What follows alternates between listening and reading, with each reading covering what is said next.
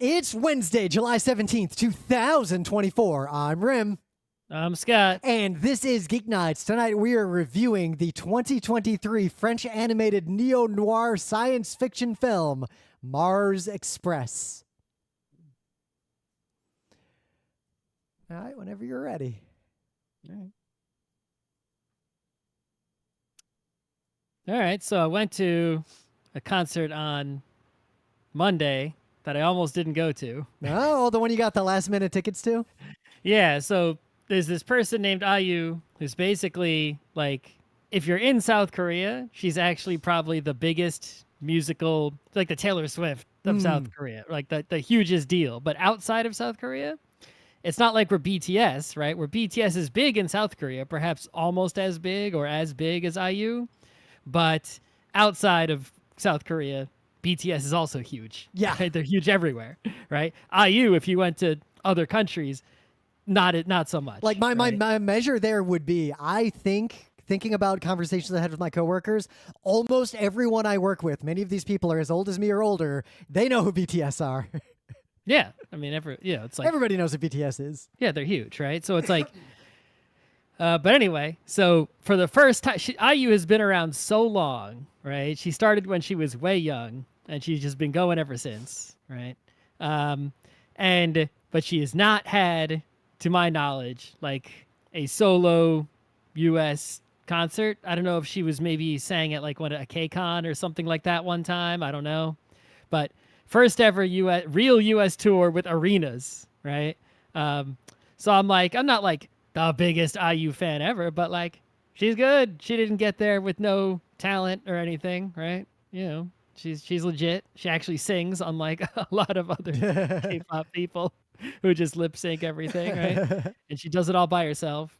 And she basically, at some point in her career, she started out like everyone else, but then she became a big enough deal to sort of like, take her own career into her own hands. So she sort of does it the way she wants.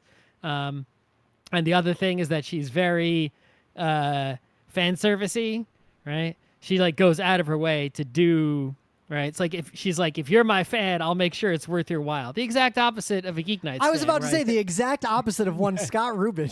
Right. It's like, don't listen to my show, right? I use like, if you come and listen to me and my fan, I'm going to make sure, right, to make it worth it for you. So anyway, she has this show, and I go to buy tickets when they first go on sale. It's at the New Jersey Devils Prudential Center, which I actually hadn't been in before. But anyway, so it's not that hard to get to. You just path train over there. And there's, maybe close to 20,000 seats in there, something like that. I don't know the exact number. And when I get in the Ticketmaster queue, there's like hundreds of thousands in the queue. And I'm like, well, this isn't happening. Yep. Sure enough, it's sold out. But the next day I go and I look at resale tickets, and there's a shit ton of resale tickets, like a lot. And it's like, these resellers keep making the same damn mistake, I think. And I'm like, the resellers bought all the tickets to this show, but there isn't enough demand. Like if that was a Taylor Swift show, resellers, would have gotten some of the tickets, but the next day they would have been all gone. Yep. Right? Regardless of price. Here, the resellers were trying to go for a high price, and they weren't moving. And so I'm like, all right, I guess I'll just wait in a game of chicken with them until the last day, until I see what's up, right? And some people, maybe if it's still too high, I don't care that much, I won't go. And if I can get a good price, okay, maybe it'll be worth it. Right? That's how I did that Janelle Monáe concert. The 2 nights before, I was like, oh yeah, that concert. And I looked and I saw those like third row seats for $80. I tried to research how long can you go in this game of chicken? Because obviously you're betting against will other people buy all the tickets first? Yeah. Right? And then you're SOL. Well, I learned for NHL playoff games in MSG, 5 minutes before the game, there are some cheap tickets sometimes. Yeah. It's like, or will the ticket sellers just sit on their high price, right? Like a landlord with a vacant store, and say, sorry, $1,000 or nothing, right? And then just eat the cost, right? And it's like that can happen too. Could happen. So I waited. Spite's a powerful motivator. Yeah, so I waited until the last day, and the ticket prices were still like $300-$400. And I'm like, nope, that ain't worth it, right? And then on the day of, I see 2 seats in a luxury box, and they're like $275, and I'm like, that's cheaper than some of the ones I've seen up in the nosebleeds, and it's also the cheapest tickets I see on here, and that's not too bad, and it'll be kind of comfy, I guess, right? Yeah, I feel like that would be worth the experience. I would. You don't have to be worried about people with like cameras in front of you, right? And so I bought the luxury box tickets, and we went, and it was, I would have liked to pay a little bit less, but actually, I kept checking, even though I had already had tickets, and I wasn't I was gonna resell and switch tickets. Right? But I kept checking just to see, for next time, for research purposes. And actually, I didn't see a single ticket lower than that the whole time up until the show, and they did sell them all eventually. So I guess the scalpers won that one. Yep. And I should have charged more money.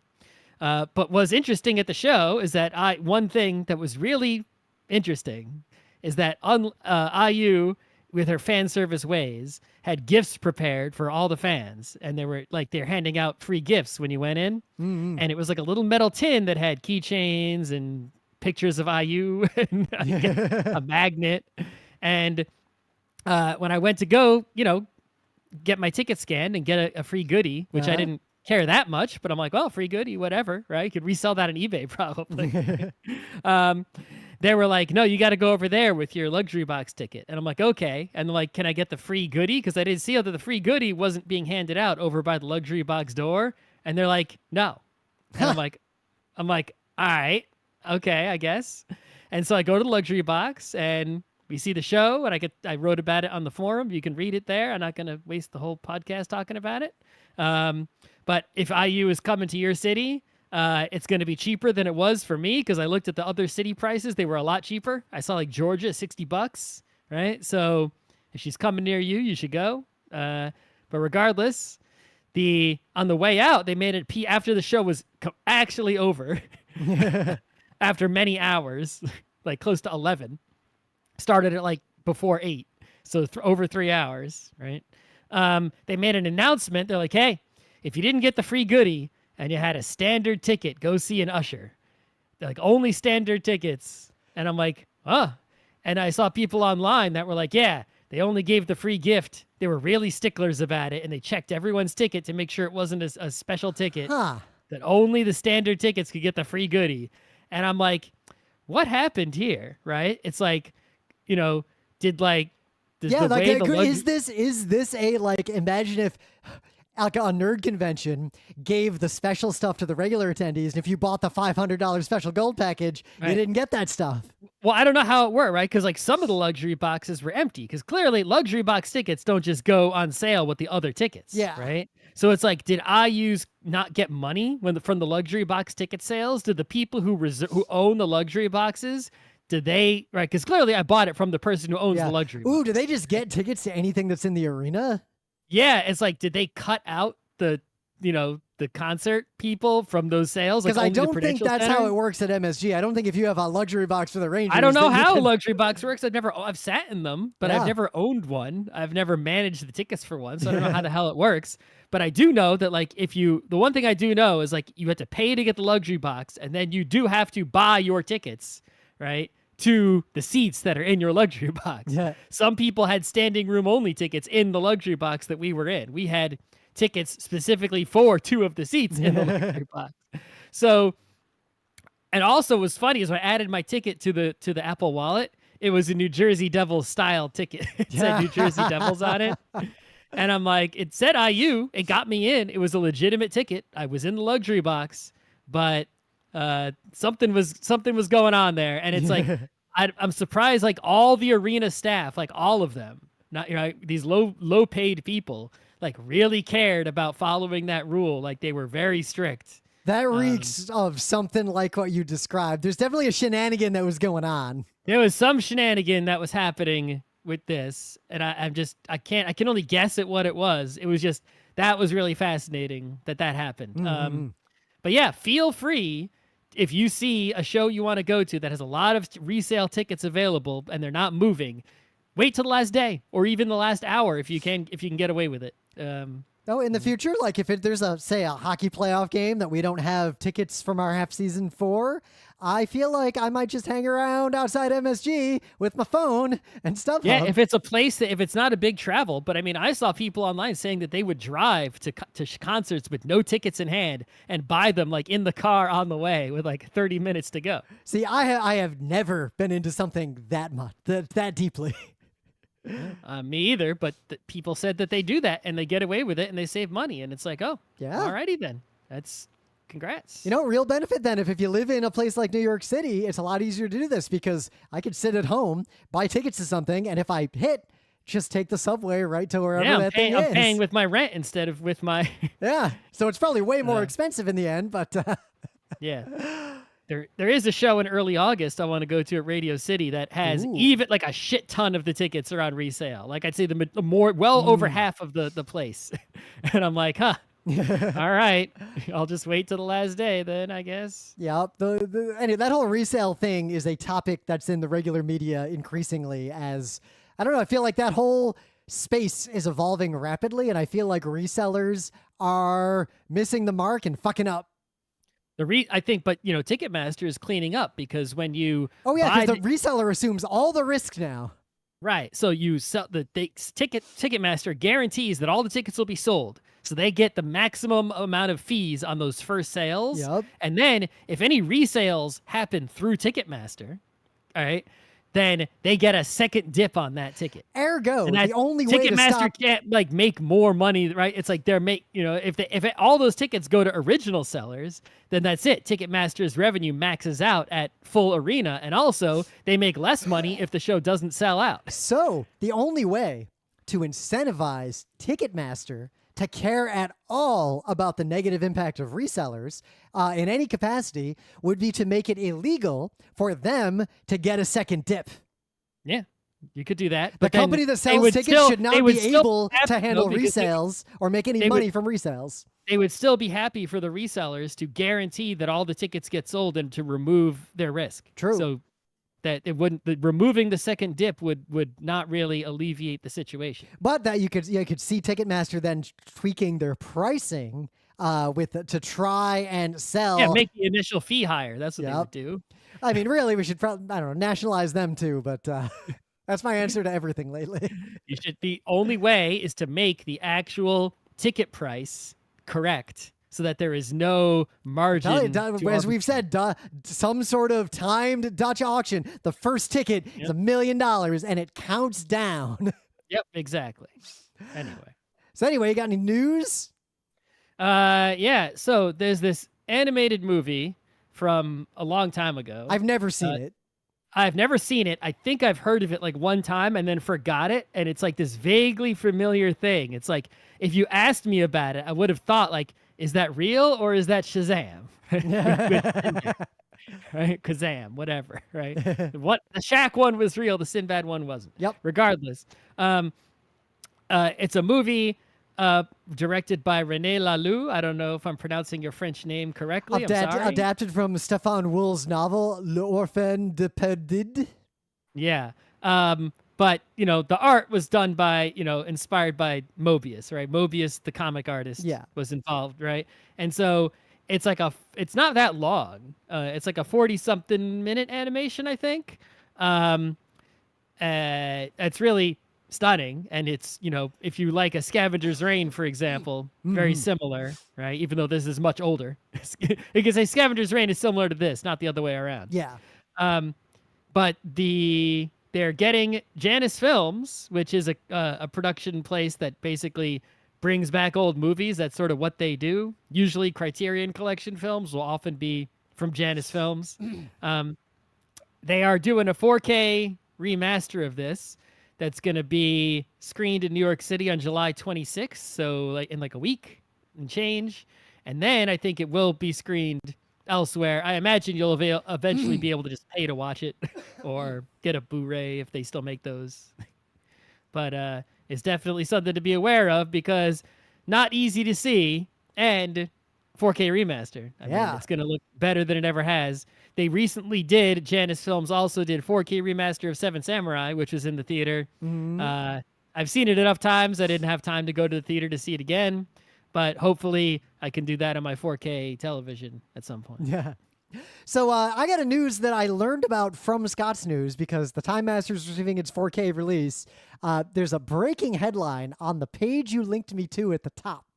And I'm just going to read the headline. Centaurworld creator Megan Nichol doing a direct Bad Fairies feature for Warner Brothers and Locksmith Animation. So I'm a fan of Centaurworld. It's something. It's a musical. I like almost everything about it. I'm a sucker for musicals. I always have been. The dumber the musical, the more I'm into it. Like, that's my mantra when it comes to musicals. So there's a lot going on with this. This movie is coming out in 2027. That's a long ways off. It is a long ways off. It's part of Locksmith Animation's first look deal with Warner Brothers, which apparently is a whole thing. So there's this whole deal that happened, and this is one of the first things that's coming out of that deal. But DNEG Animation is producing it, and they're the same people who made Nimona. Mm-hmm. And apparently what this is about is, quote, Bad Fairies is a subversive musical comedy set in a contemporary London about a badass gang of fairies. I can't think of something that would speak to me more unless it was also involving dragons in some way. Like, this feels so up my alley. I'm going to see this movie in 2027, probably not opening night because I don't see anything on opening night anymore, but I'll see this movie. I'm down. Centaurworld sold me. So there's a lot going on here that I learned about just now that is apparently breaking news. Yeah. If by the way, there's a website, Cartoon Brew, and that's where I get a lot of animation industry news. It's a industry focused news site. So animators are reading this. Yeah. And people in the film industry, but it's just a website you can read and not like a trade publication you have to pay for. So. Like, the difference, the article about this on like Kotaku or something will talk a lot about the fan perspective, but this article is mostly about here's who's making it and here's where it came from and here's the names of people who are associated with the project. Yeah. So if you care about animation industry, especially in the US, but also elsewhere, you should read the news on that site, and then you won't need to listen to Geek Nights.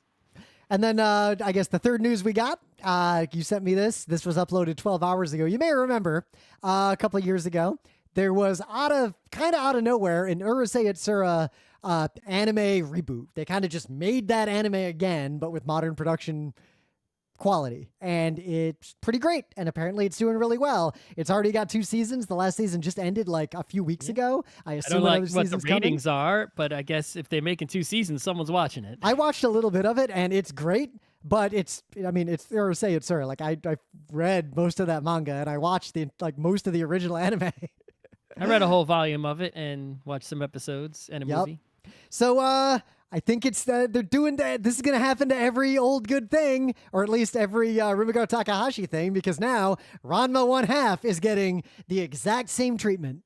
Well, I mean, there was already Sailor Moon Crystal, Yep. and then there's the Rose of Versailles movie that's coming. Yep. It's like, I think anime is finally gone to the, they did sequels, they did prequels, they did spin-offs, right? And just like in the US, where if you look at the list of upcoming movies, almost everything is a sequel, adaptation, spin-off, whatever, right? Anime is now going into the HD remake territory, full on. I mean, there was a little bit of it already, but now even more so. So call me when Escaflowne gets its remake. That's the one I'd be watching for, and I don't think that's in anyone's radar or pipeline. I don't think it's going to be those ones. I think it's going to be sticking to the the big ones. Yeah, right. Something that was, Dragon Ball level, right? Big One Piece. They could. I could see them like reanimating older One Piece or Pokemon again, or something, right? I mean, if you wanted to speak to me, the 2 I would want this treatment for would be Escaflowne and Irresponsible Captain Tyler, or maybe Utena. But also, I'm a weirdo, and I don't think the industry is going to make any money off of any of those 3 ideas.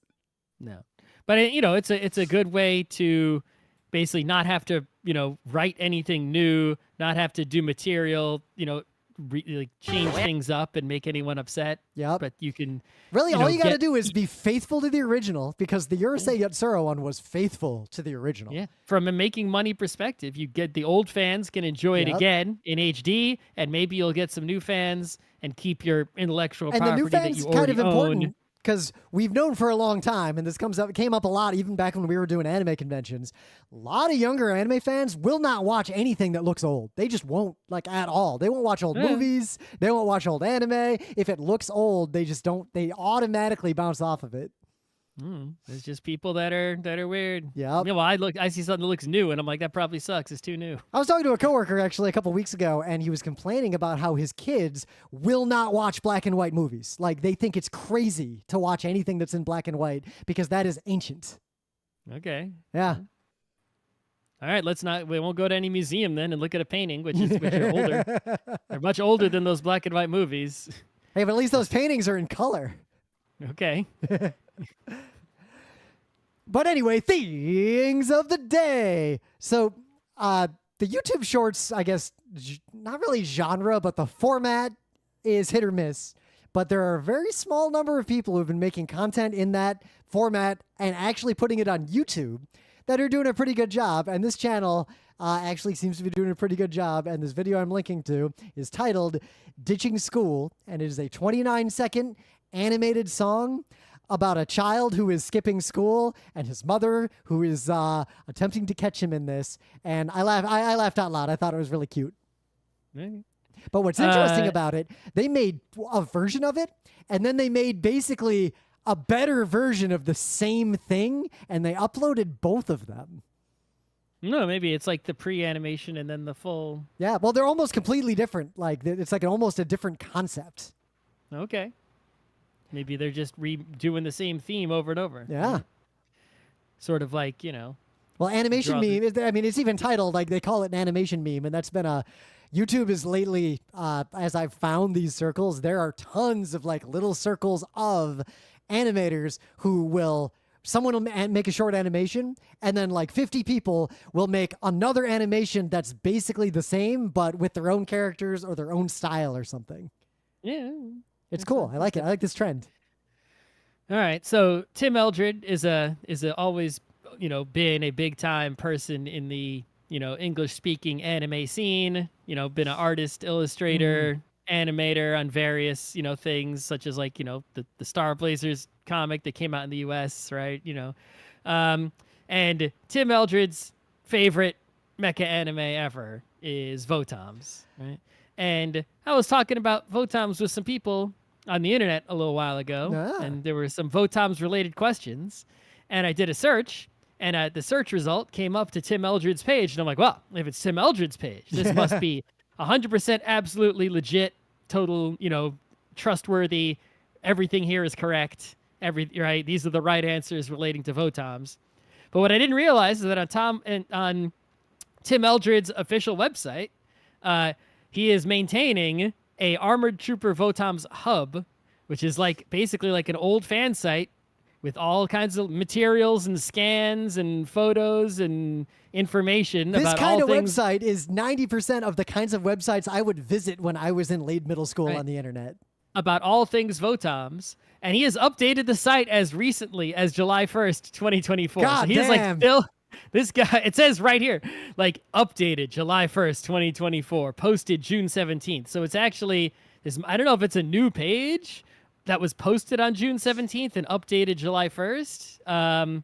But regardless, the page is here. And my God, it's like going to this page is like going to like a VOTOMS museum. The VOTOMS scans of the manga in particular, there are two mangas actually.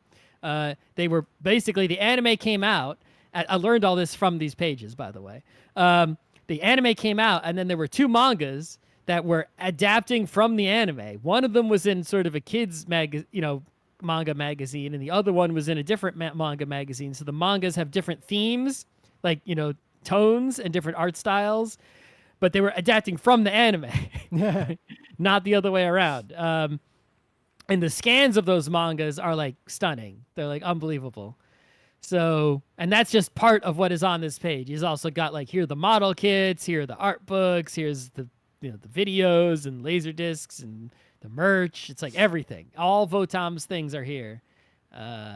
Pretty awesome. All right, put a little marker there.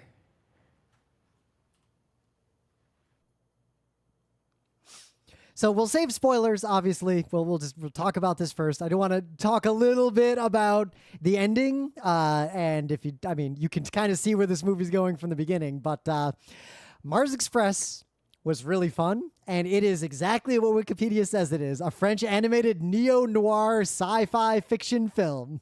Yep. So I found out about this because GeekNights, who is responsible for basically taking all the best anime movies and putting them, distributing them in the U.S. and other places, they also distribute non-anime animation from other countries.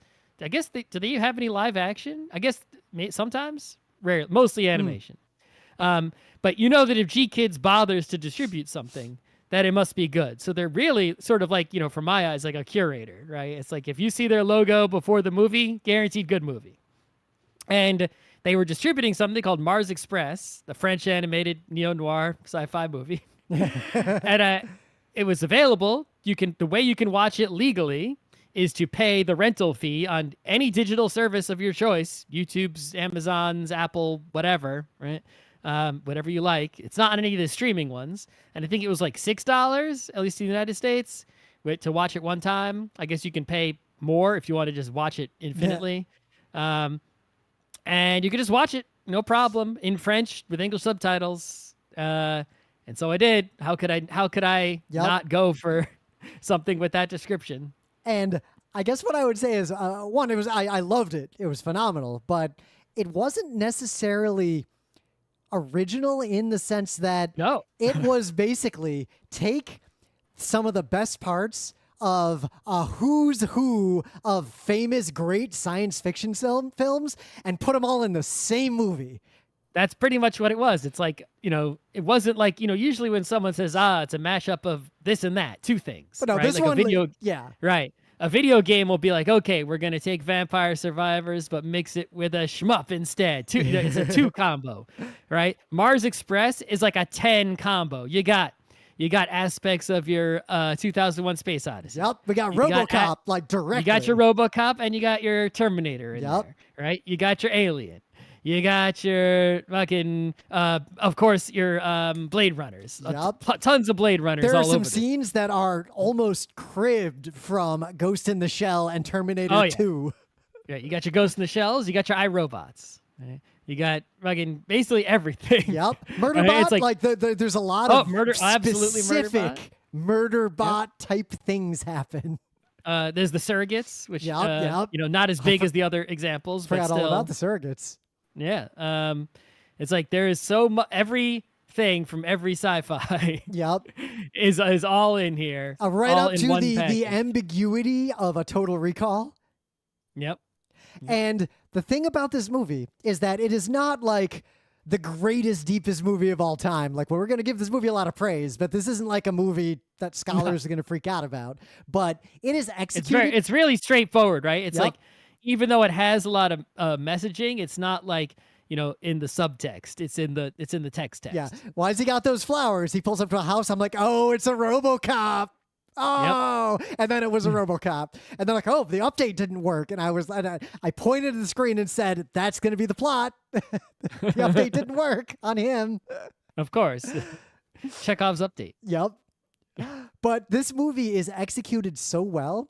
And the fact that it can do such direct homage and reference without requiring any knowledge of all the things it's referencing is if someone hasn't seen a whole bunch of sci-fi movies and read a bunch of sci-fi novels like we have and just watches this out of nowhere, they're gonna be like, oh my god, this is revolutionary. This movie, if I hadn't seen all the movies we just listed and I saw this out of nowhere, it would have blown my goddamn mind. That's right. So this movie is also it's French, and I highly recommend you watch it in French as we did. We watched a little bit of the beginning in English just to see. Sorry, French people, but the dub's fine. But the French voice acting sounds very good and very heartfelt, and I feel like it is a very French film. Like I'm always like going to watch animation. anything in the original language, even if the there, if even if it's true that like another country's voice actors did a better job, right? Even Cowboy Bebop, as much as I love that dub, like the original voice acting is phenomenal in Cowboy Bebop. So Mars Express, for being very straightforward, the thing that I like about it the most is that it really trusts the audience to pick up on stuff. It doesn't linger over points. It doesn't like over-explain things. Characters figure stuff out and take actions without anyone in the movie saying what they figured out. Yep, it's definitely not one of the movies where you're angry at the characters for being dum-dums. Nobody, I would say no character does anything particularly stupid either. No. Even the bad guys, good guy, everyone acts really reasonably along the way. According to their own motives, of course. Yeah. Right? Some people have a bad motive and they work towards it, but they don't work towards it in a foolish manner. But knowing what they know, it's not a stupid movie plot thing of why did that character do that thing? That was stupid. It's ruined the movie for me. Right. I mean, the common thing of characters doing things that aren't smart or out of character or foolish makes even less sense in a world with such high technology, right? Where they would have information and capabilities to do something better. So Blade Runner is the one I didn't mention. That is also I said Blade Runner. I must not heard you say it because Blade Runner is relevant. About every 5 or 6 minutes for the entire movie, Blade Runner is relevant. And both Blade Runners. Yep. And then right at the end, when you think, okay, I think I know where this is going, there's one final set of plot beats, and then Blade Runner is suddenly back in the forefront again. Yep. And so are the culture books at that point. Oh, yeah, for sure. Yeah, well, one of them that you didn't read in particular. So a plot summary, right? There is a woman who is a detective, but she is not a police detective. She works for basically a corporation investigating, and basically the rule is that robots have to have governors on them, like iRobot, right? Where they cannot break the robot law because the governor prevents that from happening. And there are some people who are de-governing robots or people with robot bodies or other sorts of automatas. And she starts the movie trying to stop one such person and perhaps get a bounty on them by bringing them back to Mars he gets some, and she has a buddy, because a buddy cop movie, and her buddy is indeed a robot who has a governor, but is not a robot in the sense of like a pure robot, but he's basically a backup. He's a Robocop situation, except basically anyone who dies, if they have a backup, they put the backup into a robot and they bring him back to life as a robot. Right. So it's Robocop, but on purpose by the person. Right. Her partner is a dead person who their body died, and their brain was uploaded into a robot body. And so like it's a robot, but the head is a hologram of the formerly existing human body. But it basically is that guy in terms of personality, humanity. His character design is great. Yeah. I think he's the best character, maybe. He's the most fun character. Even though he's got some dark. And I watched the name Beryl, the first supercomputer we meet. The non-biological one is a good character, even though you only see her a little bit. Oh yeah, that's a good one too. But yeah, gets entangled and finds out that her old college buddies / boss / corporate CEO guy is maybe up to no good. Now, this guy, I got to point out, has such a Robocop villain name, Chris Royjacker. Like, that's Boddicker. That's like, and the fact that her name is Roberta Williams, the hacker. He's more like the Terminator 2 CEO guy because he's got he's got a mecha tank that like he's trying to sell to the military, and that it defends his house. That's definitely Terminator 2 / Ghost in the Shell movie situation. Yep. Right? But that tank is also a little bit of like Ghost in the Shell tank or the Tachikoma. That's what I said. Yeah. It's just like Ghost in the Shell. There's that, the one tank, or Terminator 2. There's the one mecha. Was it Robocop they're trying to sell the mecha? That was Robocop. Yeah. That was the mecha. All right. Not Terminator. It was Robocop where he was trying to sell the CEO was trying to sell the robot. Yeah. To the military. And basically the plot is one of those like detective looking into a regular crime, finds a thread that they're gently advised by powerful people not to tug on. And this character is very much portrayed as the kind of person who will not give up on anything ever and is super intense and invested. And believes in justice. Yep. And just won't give up and follows the thread all the way to the end. Right. The other thing the character believes in that is sort of the central driving, I guess, whatever, but is it's a very X-Men thing where it's all about robot rights going on here, right? That's the central conflict of the setting. Very, because we just watched Pluto, the anime, recently, and now watching this, same thing.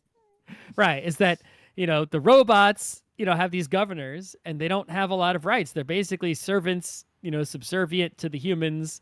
But as they're portrayed in the world, they're completely human, right? It's just they're powerful because they have robot bodies and robot brains, so they can win over humans. And so that's why humans insist on them being governed. Also, there was some incident in the past where, robots did a bad. Yep. And that's what led to this. And so that's sort of what the central conflict is people who believe in robot rights and people who are like, And they don't fuck around, Blade Runner style. If a robot's governor is off, that is like the most serious crime. Yeah, but at the same time, destroy it. We meet a robot early on who doesn't have a governor, and he's hilarious and great. And there's a great line where the hacker girl is talking to someone, and she says something to the effect of, people are so afraid of jailbroken robots, but 90% of them just want to get stoned and play video games. Like, they don't give a shit. They're not going to hurt anybody. Yep. Again, that's also a Murderbot situation. Yep. Robots with governors. Yeah. What else is there? So the animation it's not really like stunning. Parts of it are, in the sense that one thing I noticed, the characters make very subtle facial expressions that I don't see in a lot of other animation. Like, those subtle mouth movements are all over the place in this thing. Yep. It's a CG situation. But it's not a 3D CG. I mean, it probably is, but it looks 2D when you're watching it. Yep. And it also looks like a French comic book, obviously. Yep. But it hella looks like a French comic book. Yeah. It's like... Pick a random person on Earth who's ever seen the internet and show this to them, and they'll say, is that a French comic book? Yeah. It might have been. Who knows? Yeah. You said it was a novel that was based on? I said that about our other news a while back. I don't know what this was based on. Okay, good question. Yeah. So I think at this point we can, the movie's great. I think everyone should see it. Like, if you like sci-fi at all, there's no reason not to watch this. And if you if you haven't seen any of the movies we mentioned along the way, you should watch all of those too, without exception. Every one of them.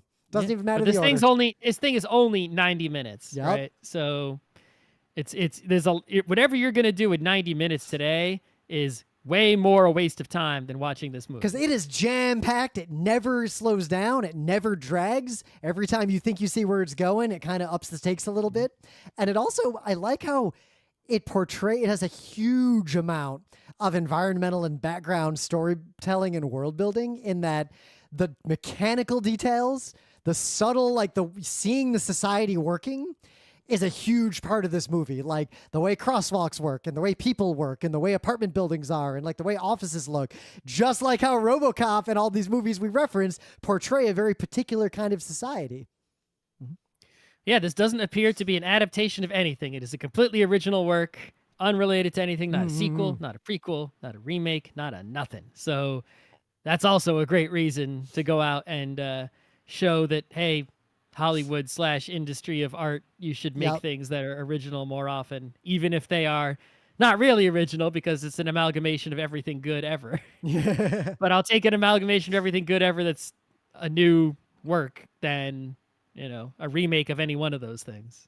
So we won't do a full lit crit final thoughts, but from this point on, I will say we're going to spoil this movie, because there are also, you saw it recently. I saw it some weeks ago. Yeah, we just saw it, so a lot of things are very fresh in my mind. So from this point on, spoilers, and you should go watch this movie. I cannot stress that enough. But anyway, it is very noteworthy that at the end, very specifically, you do not know if these robots are going off to colonize space, or if they were all just murdered. Yep. And I think that is very important, because of the fact that we know of one robot, the guy, Robocop. He is not hacked by whatever the thing is, but he is ungoverned. He didn't have to go, and basically at the end, all the robots go and upload themselves, onto spaceships, right? Because they couldn't physically all fit on the spaceship. Yep. But they all go to this there's a bunch of spaceships waiting for them. The update that's hacked their brains basically forces them to go to the spaceships, upload their brains onto the spaceships, and then the spaceships go off into space, supposedly to colonize elsewhere. Yep. And that one guy whose brain he didn't get the update, he didn't have to go upload himself, and he does so anyway. Yep, he looked at the world around himself, and he made that decision perfectly consciously and with those full spaceships intent. might have just gone and exploded somewhere, but it's like, would they really go through all the effort of doing this? It's like if they hacked all the robots, they could have hacked them all to self-destruct. They didn't. Well, that's have where to... the storytelling is subtle, but the fact that it plays out and you get all these details, but the movie doesn't like linger on them or try to explain them or over-explain them. It's not clear who really actually did the hack, because Royjacker freaks out about how he's like, I'm just a pawn, I'm just a puppet, like I'm doing this for them, and it's implied that all the other people bigger going on. Right? Yeah, so it might have like it feels like a robot did this, and it's also not clear what the hack actually did. Did it compel them to go to space, or did it just remove the governor and give them information?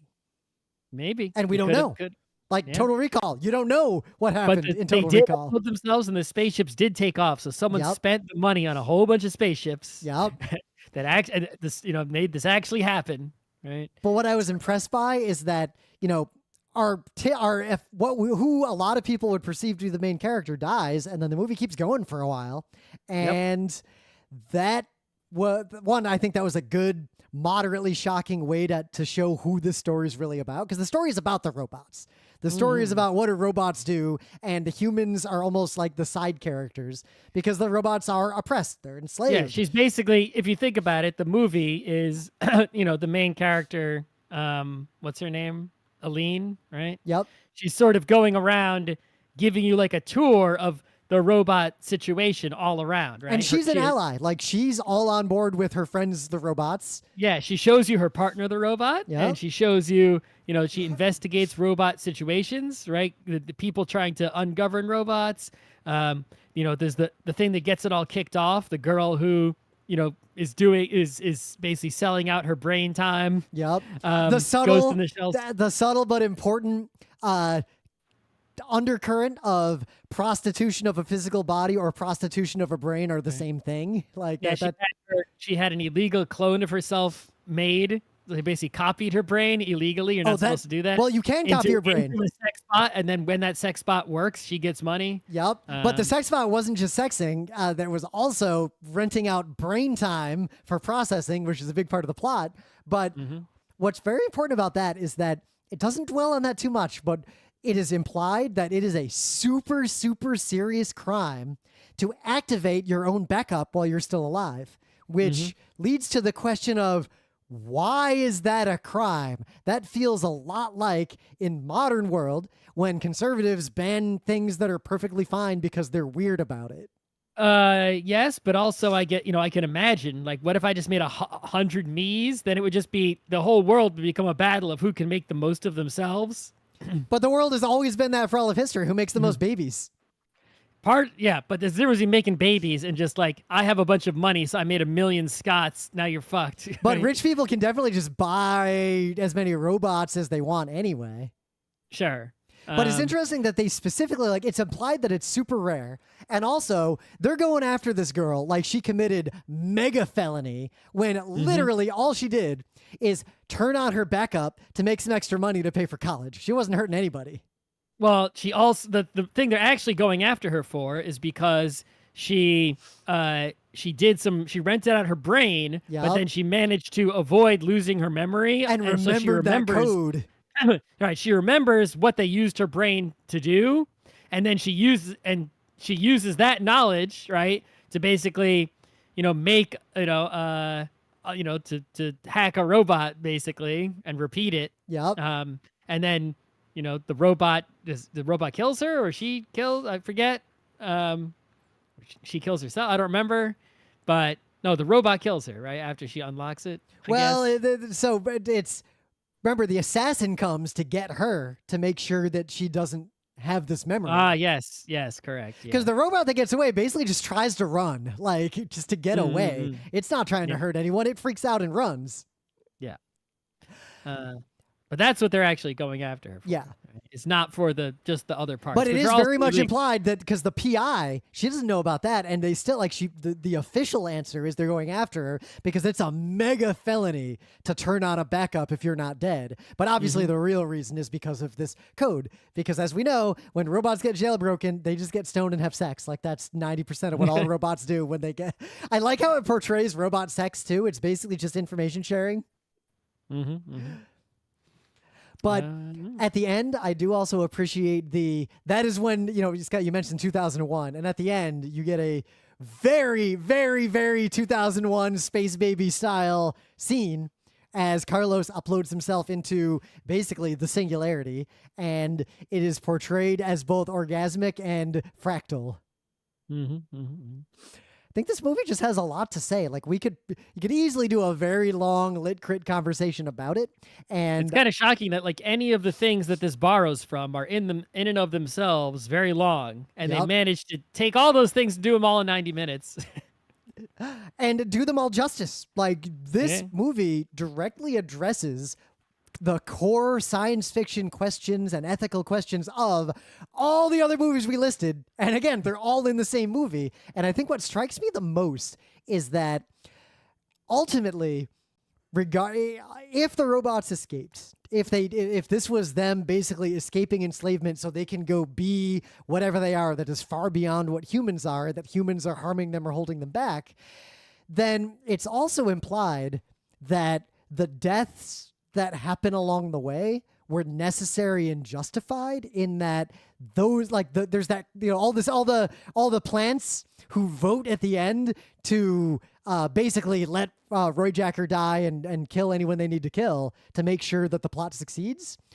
They decided that was the cause was more important than the lives of the few people who died along the way. And I think it's a very French story around how much death and chaos are you willing to accept to achieve a just end or to fight against injustice? Because that is a very impossible question for humans to answer authoritatively or convincingly. And I think that's one of the core themes of this movie, because the way humans treat robots in this movie is absolutely unethical. So then the question is, how many humans is it acceptable to kill to end that situation? Well, watch this movie. Yep, absolutely watch this movie.